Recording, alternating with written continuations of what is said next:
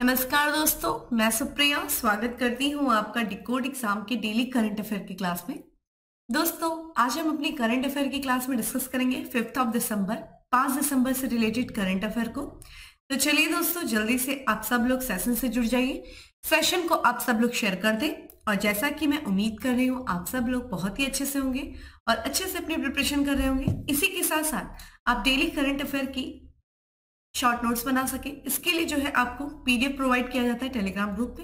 तो दोस्तों, decode exam के टेलीग्राम ग्रुप को ज्वाइन कर लीजिए, लिंक डिस्क्रिप्शन बॉक्स में दिया हुआ है और वहां से पीडीएफ को डाउनलोड करके अपनी शॉर्ट नोट्स बनाएं, रिवीजन करिए। इसी के साथ साथ जैसा कि आपके एग्जाम के लिए करंट अफेयर बहुत ही ज्यादा इंपॉर्टेंट है, तो कोशिश करिए रेगुलर सेशन को फॉलो करिए, कोई भी सिंगल सेशन आपका मिस नहीं होना चाहिए और साथ ही साथ रिवीजन करते रहिए।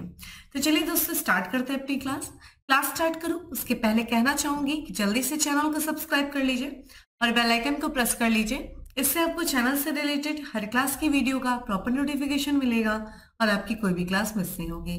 तो दोस्तों, स्टार्ट करते हैं अपनी क्लास।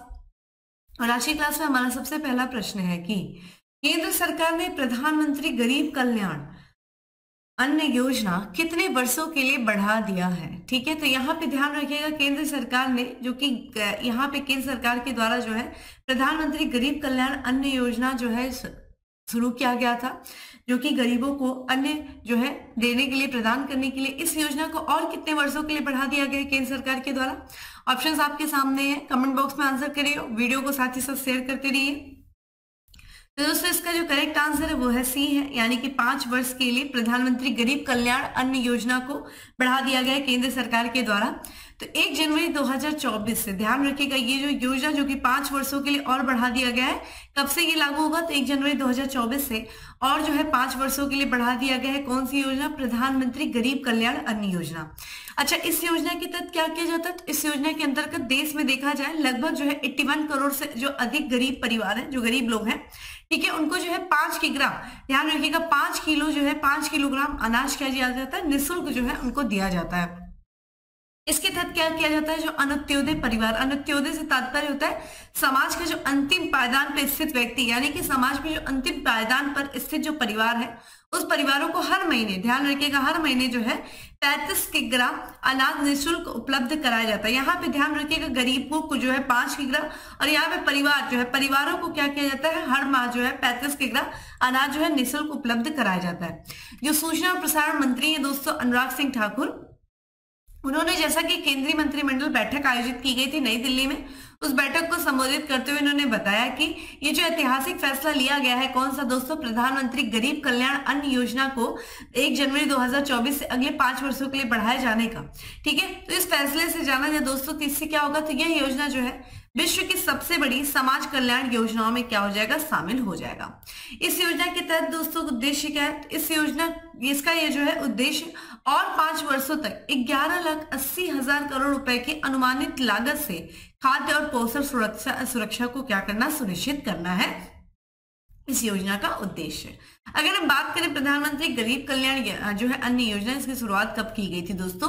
तो ध्यान रखिएगा, पेंडेमिक के दौरान जो गरीब परिवार थे उनको जो है केंद्र सरकार के द्वारा अनाज जो है उपलब्ध कराए जाने के उद्देश्य से, साथ ही साथ भारत में एक खाद्य सुरक्षा, ठीक है, उसको कल्याण योजना को सुनिश्चित करने के उद्देश्य से इसकी जो है पहली बार घोषणा की गई थी इस योजना को मार्च 2020 में। तो ध्यान रखिएगा, भारत में, ठीक है, एक खाद्य सुरक्षा कल्याण योजना है दोस्तों। कौन? प्रधानमंत्री गरीब कल्याण अन्न योजना। और मूल रूप से इसको पहली बार जो घोषणा किया गया था मार्च जो है 2020 में। ठीक है, और ये किसके तहत, किस मंत्रालय के तहत ये कार्य करती है ये योजना? तो ये उपभोक्ता मामले, खाद्य और सार्वजनिक वितरण मंत्रालय के तहत ये योजना दोस्तों कार्य करती है।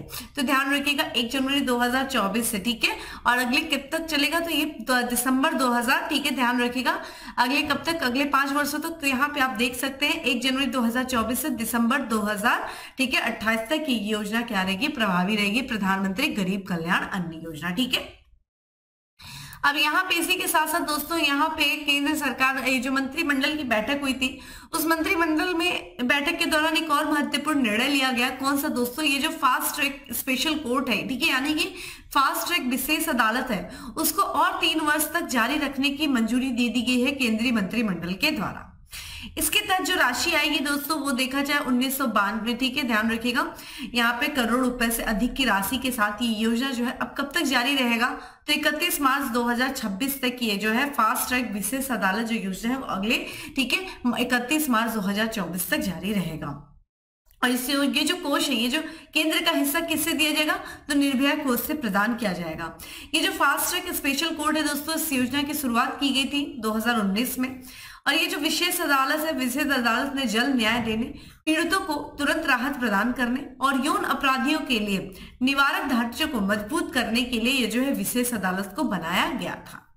ये जो फास्ट ट्रैक स्पेशल कोर्ट है दोस्तों, ये भारत में देखा जाए तो ये भारत में स्थापित एक विशेष न्यायालय, यानी कि विशेष जो है मुकदमे हैं उनको सुलझाने के लिए, विशेष मुकदमों को जो है सॉल्व करने के लिए इस न्यायालय को स्थापित किया गया था।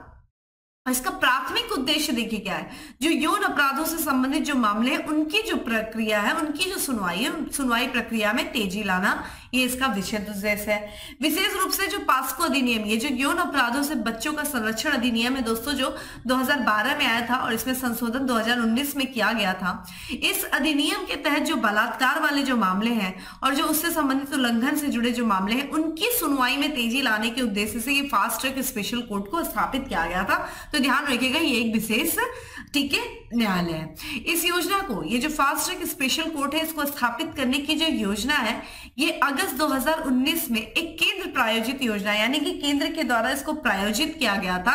और ये भारत के सर्वोच्च न्यायालय के स्वतः संज्ञान रिट याचिका के निर्देशों के बाद इसको तैयारी की गई थी, ठीक है। तो ये ध्यान रखिएगा। तो ये जो फास्ट ट्रैक विशेष अदालत है, ठीक है, इसको जो है अगले 3 वर्षों तक जारी रखने की मंजूरी केंद्रीय मंत्रिमंडल के द्वारा दिया गया है। और ये देखा जाए 31 मार्च 2026 तक अब ये जो फास्ट ट्रैक, ठीक है, स्पेशल कोर्ट है, जो कि विशेष, ठीक है, जो मुकदमे हैं उनको सॉल्व करने के लिए इसको स्थापित किया गया था 2019 में, इसको अब 26, ठीक है, 2026 तक जारी रखने का निर्णय लिया गया, ठीक है। इसी के साथ साथ बात करते हैं एक अगले प्रश्न की दोस्तों। हाल ही में चर्चा में रहा बरदा वन्यजीव अभयारण्य किस राज्य में स्थित है? तो बरदा वन्यजीव अभयारण्य दोस्तों जो कि हाल फिलहाल में चर्चा में रहा है, किस राज्य में स्थित है? इंपॉर्टेंट क्वेश्चन, इन्वायरमेंट इकोलॉजी से रिलेटेड ऐसे प्रश्न आपके एग्जाम में पूछे जाते हैं। तो इसका जो करेक्ट आंसर है दोस्तों वह है गुजरात। तो बरदा वन्यजीव अभयारण्य जो कि गुजरात में स्थित है, आइए देखते हैं ये क्यों चर्चा में था। तो जैसा कि आपको पता है दोस्तों, जो एशियाई शेर है दोस्तों, जो कि गुजरात के गिर राष्ट्रीय उद्यान में पाए जाते हैं, ठीक है। अब इसी के साथ साथ चूंकि इनकी संख्या बढ़ गई है, तो इनको जो है बरदा वन्यजीव अभयारण्य में जो है स्थानांतरित करने का निर्णय लिया गया है सरकार के द्वारा। और इसी तरह से देखा जाए तो बरदा वन्यजीव अभयारण्य जो कि एशियाई शेरों का दूसरा घर बनने के लिए तैयार है, ठीक है। तो यहाँ पे पहला घर कौन सा है? गिर राष्ट्रीय उद्यान। तो गिर राष्ट्रीय उद्यान दोस्तों जो कि गुजरात में स्थित है, ये एशियाई शेरों का घर माना जाता है, एशियाई शेर पाए जाते हैं। अब दूसरा घर जो बनने जा रहा है वो बनने जा रहा है बरदा वन्यजीव अभयारण्य। बरदा वन्यजीव अभयारण्य दोस्तों ये गुजरात में स्थित है।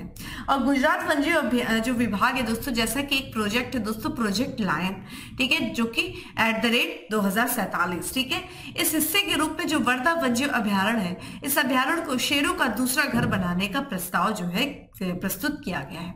प्रोजेक्ट लायन एशियाई शेर और उनके आवास के संरक्षण और सुरक्षा के लिए 2021 में भारत सरकार के द्वारा शुरू की गई एक पहल। देखिए प्रोजेक्ट टाइगर दोस्तों, ध्यान रखिएगा। चलिए आप मुझे बताइए प्रोजेक्ट टाइगर दोस्तों किस वर्ष शुरू किया गया था, ठीक है। और चूंकि प्रोजेक्ट लायन की बात करें दोस्तों, तो जो एशियाई शेर, ध्यान रखिएगा, स्पेशली जो है एशियाई शेर हैं, उनके आवास को संरक्षित रखने के लिए, उनकी संख्या को संरक्षण देने के लिए, ठीक है, ये भारत सरकार के द्वारा 2021 में शुरू किया गया था, ठीक है। और इसी प्रोजेक्ट लायन के तहत जो है ये जो बरदा वन्यजीव अभयारण्य को जो एशियाई शेर है उनको दूसरा घर बनाए जाने के प्रस्ताव को प्रस्तुत किया गया। तो अब आप मुझे बताएंगे प्रोजेक्ट टाइगर किस वर्ष शुरू किया गया था?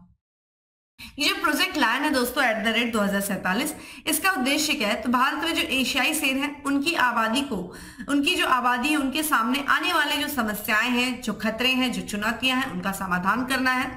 जो केवल गुजरात में गिर राष्ट्रीय उद्यान और अभ्यारण्य में पाए जाते हैं। तो जो एशियाई शेर है दोस्तों वो सिर्फ कहाँ पाए जाते हैं? गुजरात में, गुजरात के गिर राष्ट्रीय उद्यान में। और इस परियोजना का उद्देश्य क्या है? शेरों के वितरण जो है उनको बढ़ावा देने के लिए नए आवास बनाना, गिर के बाहर उनके लिए दूसरे घर को जो है स्थापित करना भी उद्देश्य है। ठीक है, तो ये इंपॉर्टेंट क्वेश्चन है काफी, वर्धा वन्यजीव अभ्यारण्य और इसी के साथ साथ गिर राष्ट्रीय उद्यान भी, क्योंकि वो ध्यान रखिएगा वो भारत में केवल एशियाई शेरों का घर है। और चूंकि एशियाई शेरों की जो है संख्या, उनके सामने जो चुनौतियां आ रही हैं उन चुनौतियों का समाधान करने के लिए, उनको संरक्षित करने के लिए, उनकी संख्या को बढ़ावा देने के लिए वर्धा वन्यजीव अभ्यारण्य को दूसरा घर बनाया जा रहा है। किस प्रोजेक्ट के तहत दोस्तों? प्रोजेक्ट लायन @ 2047, ये दोनों इंपॉर्टेंट है। और प्रोजेक्ट लायन @ 2047 कब शुरू किया गया था? तो भारत सरकार के द्वारा 2021 में शुरू किया गया था। बाकी जो मैंने आपसे प्रश्न पूछा उसका आंसर आप कमेंट बॉक्स में करिए। ठीक है, अगला प्रश्न है दोस्तों की 28वां यूरोपीय संघ फिल्म महोत्सव का आयोजन किस शहर में आयोजित किया जा रहा है? तो ये 28वां यूरोपीय संघ फिल्म महोत्सव है, इसका आयोजन किस शहर में आयोजित किया जा रहा है? तो ये दोस्तों ध्यान रखिएगा नई दिल्ली में। करेक्ट आंसर इज सी है, नई दिल्ली में। ठीक है, तो 28वां यूरोपीय संघ फिल्म महोत्सव है दोस्तों वो 1 से लेकर के 10 दिसंबर तक नई दिल्ली में आयोजित किया जा रहा है। और ये भारत यूरोपीय संघ के बीच समृद्ध सांस्कृतिक संबंधों का जश्न मनाने के लिए समर्पित इससे सिनेमाई महोत्सव में 28 यूरोपीय देशों से 25 भाषाओं में 28 फिल्में जो हैं वो दिखाई जाएंगी। एक उल्लेखनीय कदम में इस वर्ष के महोत्सव के लिए चयनित फिल्मों में से 18 का जो निर्देशन है वो महिलाओं के द्वारा किया गया। ध्यान रखिएगा जो 18 जो फिल्में हैं, ठीक है, ये जो चयनित फिल्में की गई, उन चयनित फिल्मों में 18 जो फिल्में हैं उनका निर्देशन जो किया गया, जो डायरेक्शन किया गया वो महिलाओं के द्वारा किया गया, जो सिनेमा में महिलाओं को उजागर करने और सम्मान देने की प्रतिबद्धता को दर्शाता है। इस महोत्सव का उद्देश्य क्या है दोस्तों? महिलाओं के दृष्टिकोण से कहानी कहने की कला का अनुभव करना और उनकी सराहना करना। तो ये ध्यान रखिएगा 28वां यूरोपीय संघ फिल्म महोत्सव दोस्तों ये नई दिल्ली में आयोजित किया जा रहा है। इस समय इसका आयोजन चल रहा है। ठीक है, 1 से लेकर 10 दिसंबर तक आयोजित किया जाएगा। इसी के साथ साथ अगला प्रश्न है दोस्तों की जल इतिहास उत्सव का आयोजन कहाँ किया गया है? तो जल इतिहास उत्सव का आयोजन दोस्तों कहाँ किया गया है, किस शहर में किया गया है? ऑप्शंस आपके सामने हैं, जल्दी से कमेंट बॉक्स में आंसर करिए और प्लीज दोस्तों वीडियो को अपने दोस्तों के साथ शेयर करते हुए रहिए। तो इसका जो करेक्ट आंसर है, इसका अगेन जो आंसर है दोस्तों वो है डी, नई दिल्ली में। ठीक है, नई दिल्ली में जल इतिहास उत्सव का आयोजन किया गया है। किसके द्वारा किया जा रहा है ये भी देख लेते हैं। तो ये जो राष्ट्रीय जल मिशन है दोस्तों, जल संसाधन नदी विकास और संरक्षण विभाग है जो कि जल शक्ति मंत्रालय के अंतर्गत आता है, उसके द्वारा 1 दिसंबर 2023 को जो दिल्ली का महरौली में स्थित दोस्तों शम्मी तालाब है, जहाज महल, वहां पे जल इतिहास उत्सव का आयोजन किया है। ठीक है, किसने किया दोस्तों? ये जल शक्ति मंत्रालय के तहत जो विभाग है, राष्ट्रीय जल मिशन, जल संसाधन नदी विकास और गंगा संरक्षण विभाग। और इस जल इतिहास उत्सव का उद्देश्य क्या है?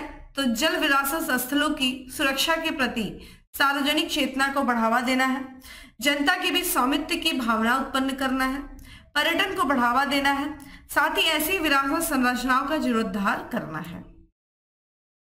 यह भव्य योजना जो है दोस्तों ये 15 नवंबर से शुरू हुई है और 30 नवंबर तक जो है ये पूरे देश के विभिन्न जिलों में 75 प्राकृतिक जल विरासत संरचनाओं में मनाए जा रहे जल विरासत पखवाड़े के समापन का प्रतीक है। और यह राष्ट्रव्यापी अभियान जल शक्ति अभियान कैच द रेन 2023 के सफल समापन का भी प्रतीक है। तो ध्यान रखिएगा दोस्तों, जल इतिहास उत्सव का आयोजन दोस्तों ये नई दिल्ली में किया गया। ठीक है, चलिए अगले प्रश्न की तरफ बढ़ते हैं। अगला प्रश्न है कि समलैंगिक विवाह को आधिकारिक तौर पर मान्यता देने वाला पहला दक्षिण एशियाई देश कौन सा बना है? ये ध्यान रखिएगा, दक्षिण एशियाई देश कौन सा बना है दोस्तों जिसने समलैंगिक विवाह को आधिकारिक तौर पर मान्यता प्रदान किया है? तो दोस्तों इसका जो करेक्ट आंसर है वो है नेपाल। ठीक है, नेपाल जो कि दक्षिण एशिया का पहला देश है जिसने समलैंगिक विवाह को आधिकारिक तौर पर मान्यता प्रदान किया है।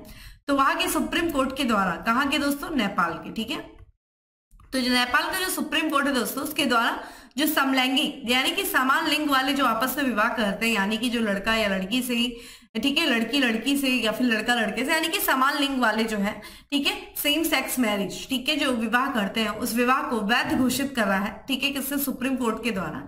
उसके बाद जो नेपाल जो है औपचारिक रूप से समलैंगिक विवाह को, ठीक है, पंजीकृत यानी कि रजिस्टर करने वाला पहला दक्षिण एशियाई देश बन गया है। यहाँ पे देखा जाए जो है 35 वर्षीय ट्रांस महिला है माया गुरंग और एक 27 वर्षीय समलैंगिक सुरेंद्र पांडे, उनके साथ जो है विवाह को कानूनी रूप से मान्यता प्रदान किया गया है। दोस्तों यहाँ पे जो है नेपाल की जो सर्वोच्च न्यायालय है उसके द्वारा 2007 में ही दोस्तों समलैंगिक विवाह को अनुमति दे दी गई थी। और इस संबंध में जब यहाँ पे ध्यान रखिएगा, आपसे भी पूछा जा सकता है कि नेपाल के संविधान को कब अपनाया गया था, तो जब नेपाल ने दोस्तों नए संविधान को अपनाया तो उस नए संविधान कब अपनाया 2015 में। तो जो नया संविधान को अपनाया, नए संविधान में स्पष्ट रूप से कहा गया है कि यौन रुझान के आधार पर कोई भेदभाव नहीं किया जाएगा।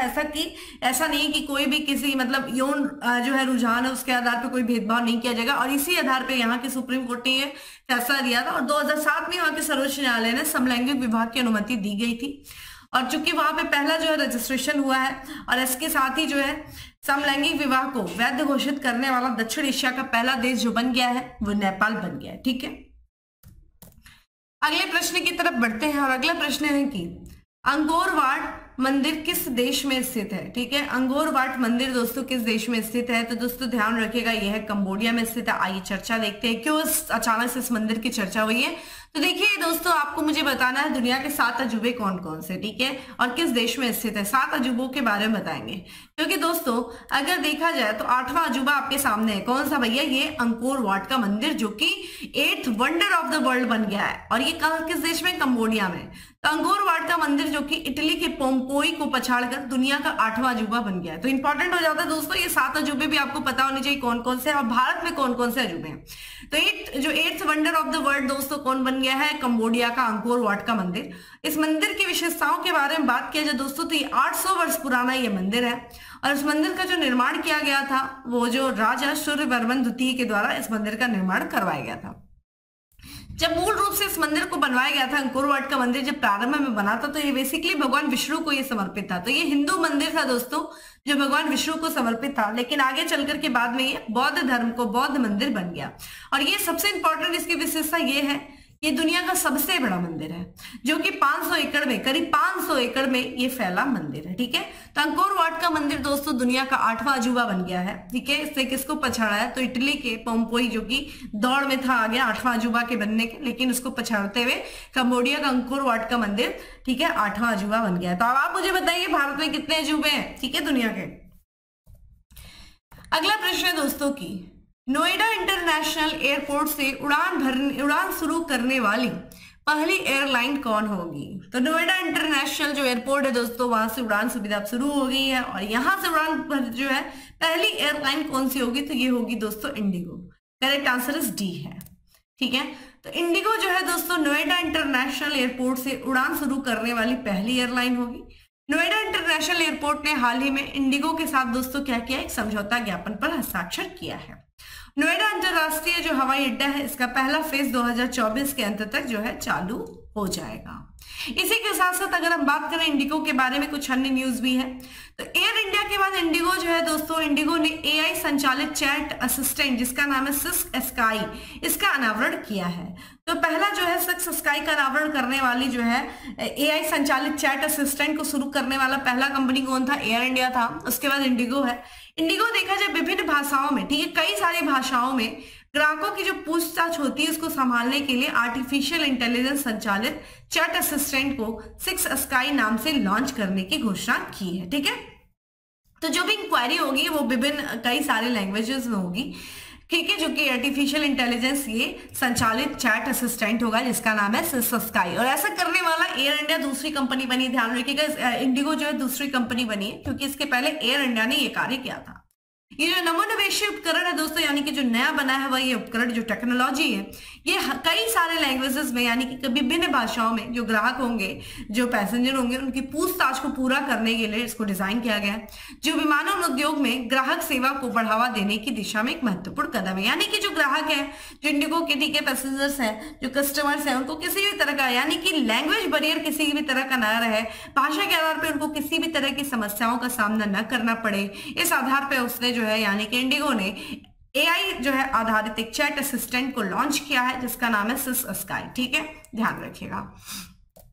चलिए, इसी के साथ साथ चूंकि हम उत्तर प्रदेश की बात कर रहे हैं, अभी हाल ही में उत्तर प्रदेश की सरकार यानी कि उत्तर प्रदेश के जो मुख्यमंत्री योगी आदित्यनाथ ने, इन्होंने अयोध्या के आंगनवाड़ी केंद्र से बच्चों को, ठीक है, गर्म पका हुआ भोजन उपलब्ध कराने के लिए एक योजना शुरू किया जिसका नाम है हॉट कुक्ड मील योजना। इसके बारे में हम लोगों ने कल की भी क्लास में बात किया था, आज इसके बारे में थोड़ा सा रिविजन भी कर लेते हैं।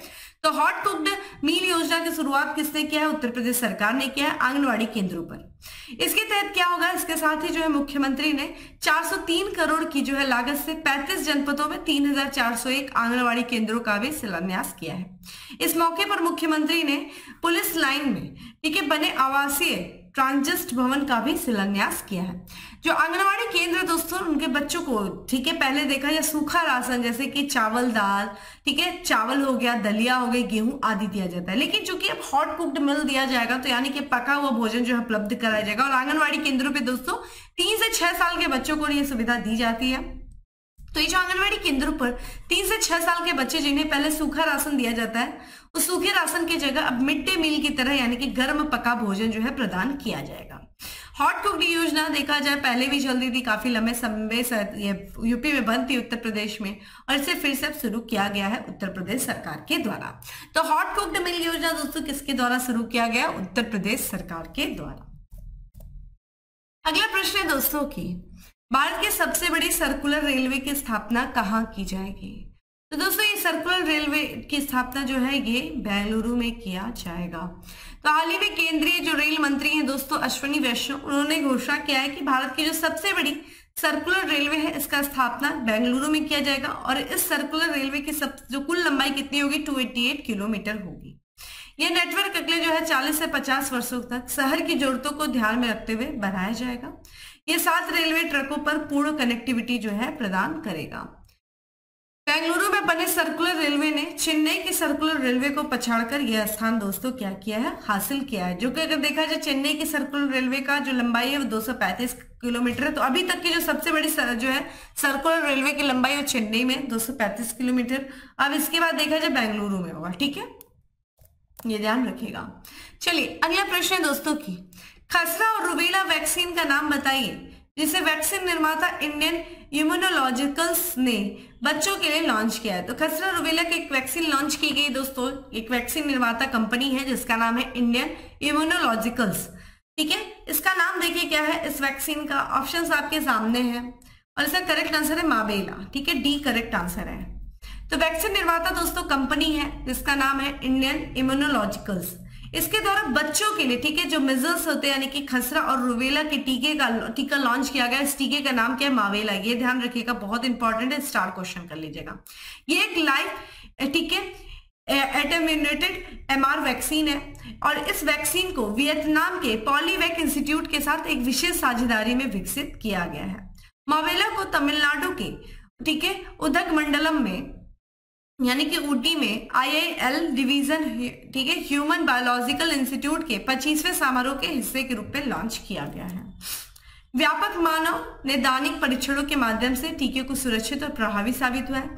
यह विश्व स्तर पर लगभग 10 लाख बच्चों की जान लेने वाले घातक जो खसरा है, जो रुबेला है, उसको नियंत्रित करने के तत्काल आवश्यकताओं को संबोधित करेगा, ठीक है। तो यहाँ पे जो वैक्सीन निर्माता कंपनी दोस्तों इंडियन इम्यूनोलॉजिकल्स, इसके द्वारा बच्चों के लिए जो रुबेला मिजल्स जो है वैक्सीन निर्मित किया गया जिसका नाम है मावेला। आज का हमारा अगला प्रश्न है और आज का हमारा लास्ट MCQ है कि किस राज्य के छत्रपति शाहूजी महाराज विश्वविद्यालय को राष्ट्रीय मूल्यांकन एवं प्रत्यायन परिषद द्वारा A++ ग्रेड मिला है? तो ध्यान रखिएगा, आपसे पूछा जा रहा है, इंपॉर्टेंट क्वेश्चन है, स्टार कर लीजिएगा, ठीक है। तो ये दोस्तों छत्रपति शाहूजी महाराज जो विश्वविद्यालय, इसको राष्ट्रीय मूल्यांकन और प्रत्यायन परिषद के द्वारा, ठीक है, A++ ग्रेड प्रदान किया गया और ये उत्तर प्रदेश का जो है, ठीक है, छत्रपति शाहूजी महाराज विश्वविद्यालय है। जो छत्रपति शाहूजी महाराज विश्वविद्यालय दोस्तों ये उत्तर प्रदेश के कानपुर में स्थित है और ये सरकारी क्षेत्र का विश्वविद्यालय है। हाल ही में दोस्तों इस विश्वविद्यालय को राष्ट्रीय मूल्यांकन और प्रत्यायन परिषद के द्वारा A++ ग्रेड जो है वो प्रदान किया गया है, ठीक है। यहाँ पे जो है राष्ट्रीय मूल्यांकन और प्रत्यायन परिषद के द्वारा दी जाने वाली ये उच्चतम रेटिंग है, ठीक है। कौन सी रेटिंग? A++। इससे पहले देखा जाए छत्रपति शाहूजी महाराज विश्वविद्यालय को 2006 और 2015 में नेक के द्वारा ग्रेड B जो है प्राप्त हुआ था। छत्रपति शाहू जी विश्वविद्यालय की अगर हम बात करें, छत्रपति शाहू जी महाराज विश्वविद्यालय की बात किया जाए दोस्तों, तो इसकी जो स्थापना की गई थी ये 1966 में किया गया था। और अगर हम बात करें राष्ट्रीय मूल्यांकन और प्रत्यायन परिषद की, तो ये जो है ये विश्वविद्यालय को, ठीक है, ये विश्वविद्यालय अनुदान आयोग यानी कि, ठीक है, ध्यान रखिएगा, यूनिवर्सिटी ग्रांट कमीशन यूजीसी के तहत एक स्वायत्त निकाय है, ये भी इंपॉर्टेंट है। और ये मान्यता के हिस्से के रूप में ग्रेडिंग के साथ उच्च शिक्षा संस्थाओं का मूल्यांकन और प्रमाण करती है। ये संस्थाओं को कौन सी रेटिंग, तो A++ से लेकर के C ग्रेड तक रेटिंग प्रदान करती है। ये किसी भी संस्था को ग्रेड अगर संस्था को D ग्रेड दिया गया हो तो इसका मतलब है कि वह मान्यता प्राप्त नहीं है। तो संस्थाओं को मान्यता प्रदान करने का कार्य किसका है दोस्तों, राष्ट्रीय मूल्यांकन और प्रत्यायन परिषद का है, जो कि किसके अंतर्गत आता है, यूजीसी यानी कि विश्वविद्यालय अनुदान आयोग, और इसी के तहत ये स्वायत्त निकाय है। तो दोस्तों ये था आज का हमारा 10 MCQ। अब बात करेंगे किसके बारे में, फैक्ट्स ऑफ द डे के बारे में। आज का हमारा सबसे पहला फैक्ट्स है कि एयरलाइन कंपनी ने लंदन से अमेरिका तक विश्व की पहली 100% सतत विमानन ईंधन उड़ान का उपयोग किया है। कौन सी एयरलाइन कंपनी ने, वर्जिन अटलांटिक ने। जम्मू कश्मीर के नए मुख्य सचिव के रूप में नियुक्त किया गया, किसे किया गया, अटल डुल्लू को। 2023 के लिए मरियम वेबस्टर शब्द के रूप में चुना गया है, किसे, अथेंटिक को।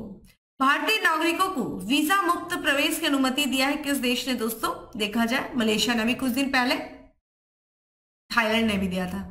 स्पर्श CCTV ब्रांड का ब्रांड एम्बेसडर बनाया गया, किसे बनाया गया, तो अभिनेता सोनू सूद को। तो ये था दोस्तों आज का हमारा 10 MCQ। उम्मीद करती हूँ आपको अच्छा लगा है तो लाइक कर दीजिएगा, ज्यादा से ज्यादा लोग को शेयर करिएगा, और रेगुलर सेशन से जुड़े रहिए। रेगुलर जो है क्लास को ज्वाइन करिए। मॉर्निंग में 7 बजे आपकी डेली करंट अफेयर की क्लास चलती है। फिर मिलते हैं दोस्तों अगले सेशन में, तब तक के लिए bye, have a good day, stay safe and stay happy.